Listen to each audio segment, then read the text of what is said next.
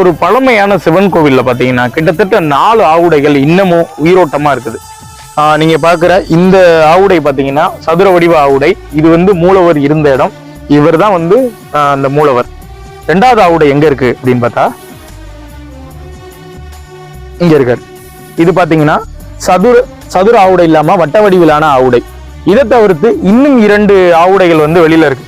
நான் ஏன் வந்து செருப்பு போட்டிருக்கேன் அப்படின்னு பார்த்தா சுத்தியும் கருவேல மரம் முட்கள் நிறைந்திருக்கு, அதனாலதான் போட்டிருக்கேன். இது வந்து 3வது ஆவுடைங்க. இதுவும் ஒரு சதுர ஆவுடை. அப்ப வந்து நம்ம ஒரு சதுர ஆவுடை பார்த்தோம், அடுத்து ஒரு வட்ட வடிவிலான ஆவுடை, இது ஒரு சதுர ஆவுடை.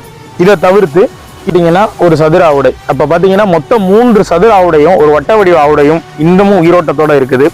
இந்த காணொலியை முடிந்த அளவு நிறைய பேருக்கு ஷேர் பண்ணி தெரியப்படுத்துங்க. ஏன்னா இந்த கோவிலை வந்து இப்பவும் நம்ம பாதுகாக்கலாம். அதோட பலம் வந்து நம்ம கையில இருக்கு. உங்களோட ஷேர் பண்ற அந்த பட்டன்ல இருக்கு.